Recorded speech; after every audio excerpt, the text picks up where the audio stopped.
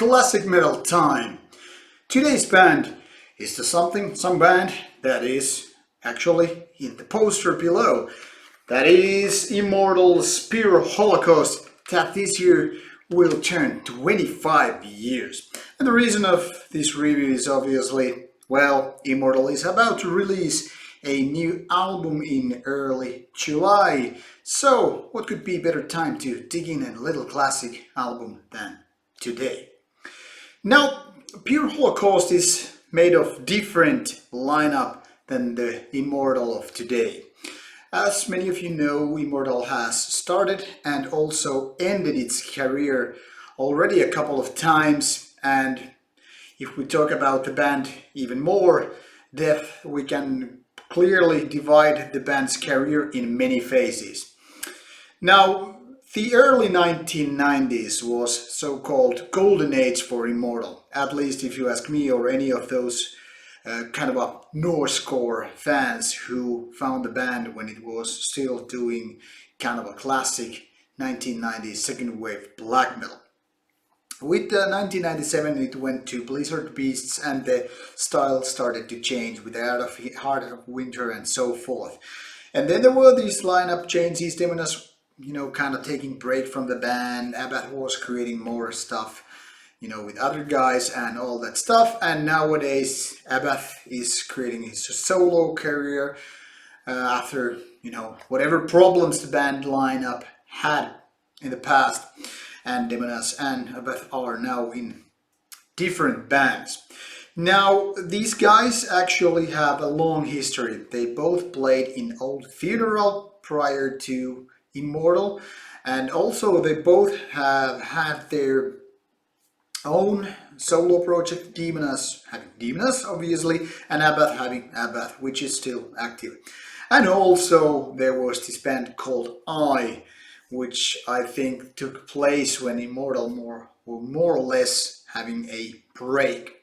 But now Immortal is back. It's a different breed than the one with Pure Holocaust. So I'll tell you a little bit more about that new release when it's actually out. I've listened to it once already and I know it's an interesting album, but it's different breed than Pure Holocaust.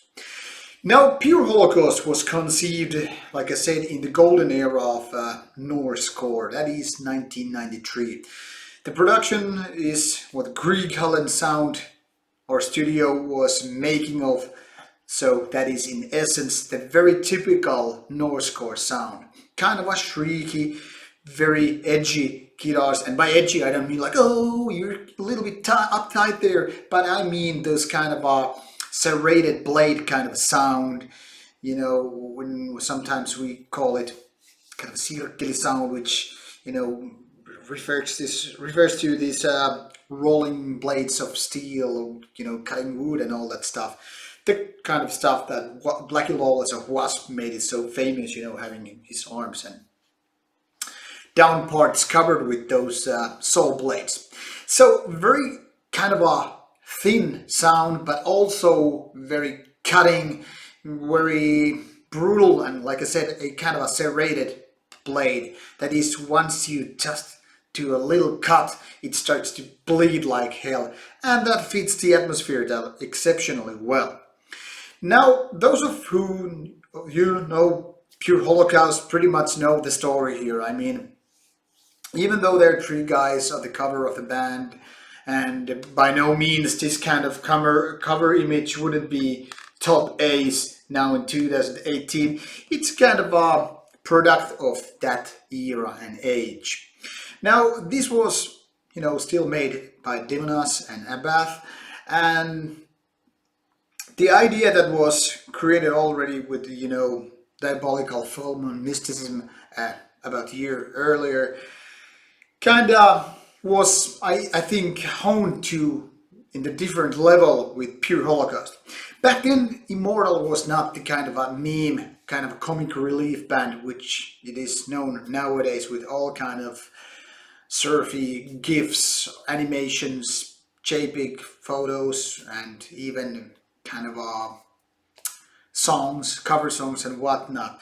Back then it was serious player doing the same era and kind of a style that Mayhem and Dark Throne and other bands were creating with Norwegian black metal.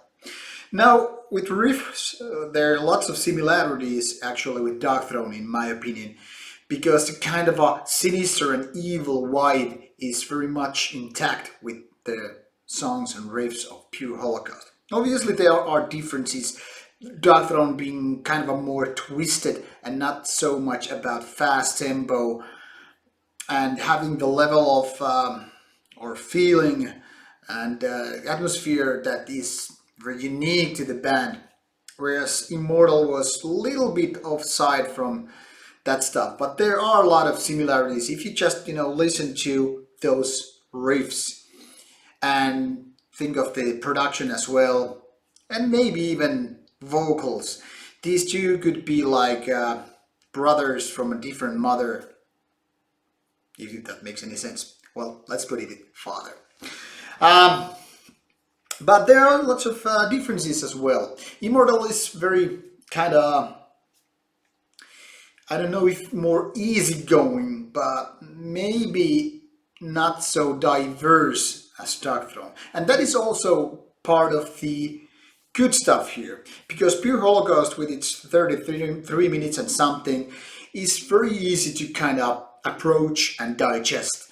It's not a technical album by any means, it's not too lengthy by any means, it's just like a easy release in so many ways. Once you get through the barrier of sound, which I guess is not so much given these days, everything is just open for listening there. There are no gimmicks, there are no weird things, there's no avant-garde kind of crap. It's very much this 1990s and the early 1990s black metal, the way it was kind of meant to be.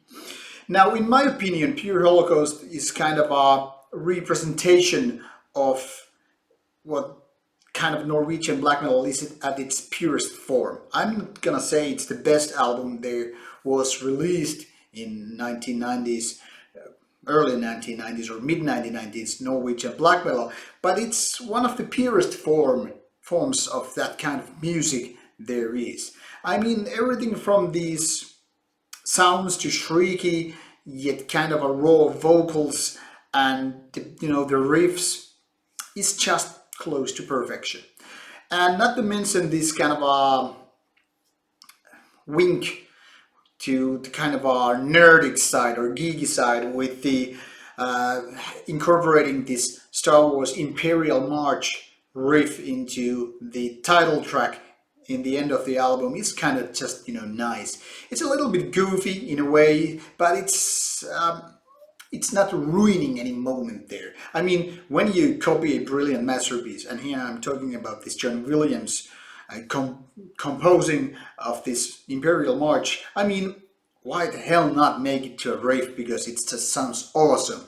Those of you who don't know what I'm talking about, just listen to title track and compare it to Imperial March, and it's clear that they have taken it from that.